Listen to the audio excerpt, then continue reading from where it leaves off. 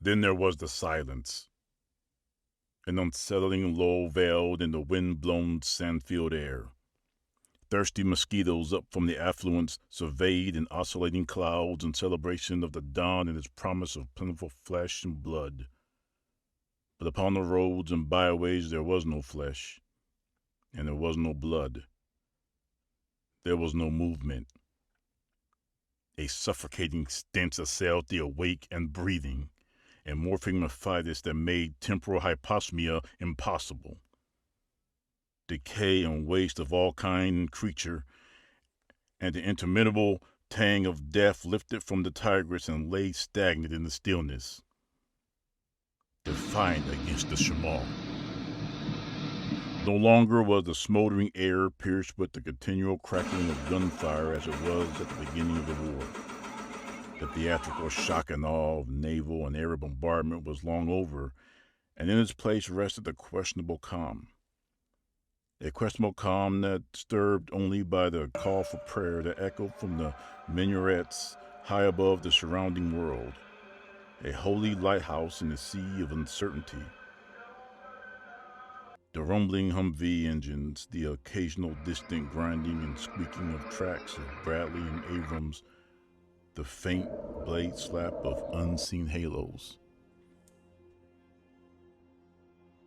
The Republic of Iraq was blasted to splinters, its infrastructure to rubble, burying the guilty and the guiltless alike, and from those jagged pieces and falling stone building blocks of fear, anger, and the inevitable realization that the soldier, insurgent, and civilian were pieces in a clandestine objective made by men thousands of miles away. An adjournment of moving pieces. So it was not until one looked the people in the eyes, if one cared to look them in the eyes, as Some soldiers did, that one could observe the burgeoning flames of what was to come. Waves became defiant hand gestures. Children went from cheering to avoidance to throwing rocks. A question of why no one could answer. A ground fertile for the seeds of fear. What once was a erupted euphoria with a promise of change and national autonomy was mired in confusion. An overstay of forces eerily familiar with most transfers of power around the world.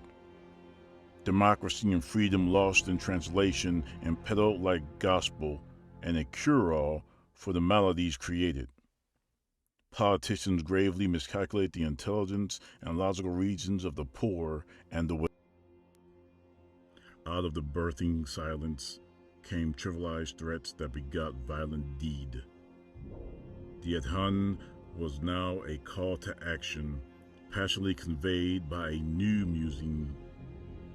Partisan politics, foreign interests, religious denominations, puppet politicians, the very ailment that hindered most free states extinguished the hope of 2005.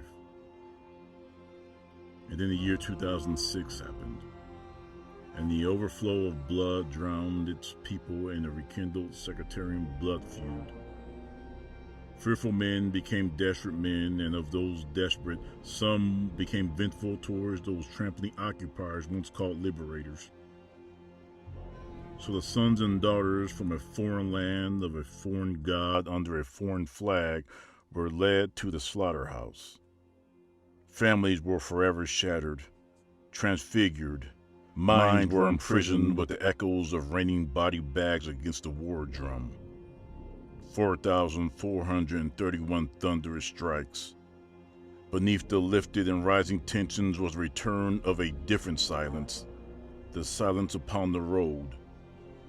Empty of free travel and commerce, combat was no longer in the open space of a battlefield. The road was where the war narrowed. The road was worn and cracked and littered with garbage, blackened blood and oil, stamps of past battle, the occasional plastic-wrapped corpse of Sunni or Shia, and upon its heavy shoulders the IED.